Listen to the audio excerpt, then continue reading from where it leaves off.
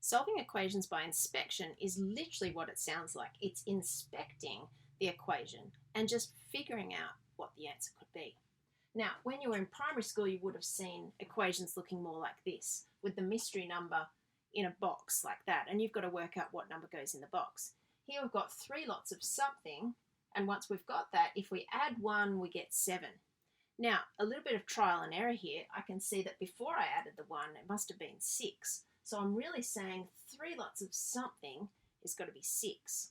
And I know that 3 2s are 6. That jumps out at me. So I can tell that the answer that goes in the box for this style of question is 2. Now, when you've got a question like that in primary school, once you'd put your number in the box, you were finished. This is really similar, and it's asking the exact same thing. It's just saying 3 lots of something, because we know that 3x means 3 times x, but we leave the times signs out in algebraic expressions. 3 lots of something plus 1 is 7. So you need to think, all right, 3 somethings. If I add 1 to it, I get 7. So before I added the 1, it must have been 6. 3 somethings are 6. Oh, I know, 3 2s are 6. Same thinking process exactly as you had here.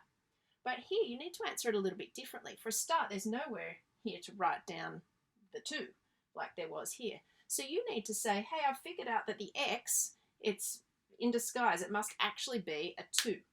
Okay, if the x is a 2, then you finish it by saying x equals 2. And it's nice if you can to line the equal signs up underneath each other. That's how we set it out.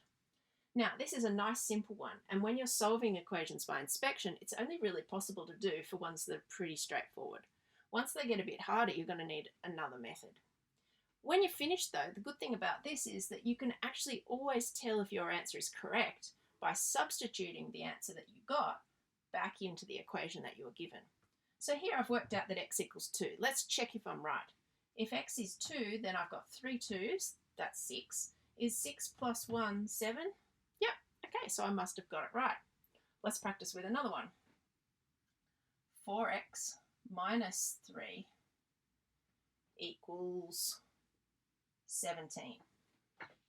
All right, so something minus 3 is 17. Okay, well, before I minus the 3 and made it be 17, it must have been 20, right? So if this part here was 20, it would all look good. After all, if I'd been given a box here in primary school, I would easily have been able to figure out that the 20 goes in the box. So if I'm given a 4x, I can think in my head that this 4x looks a bit funny, but I know that that 4x must be 20. And that means that 4 somethings is 20. 4 5s is 20, I know that.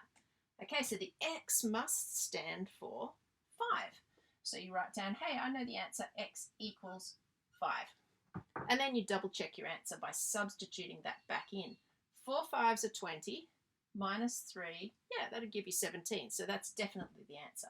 And that's the setting out that you want.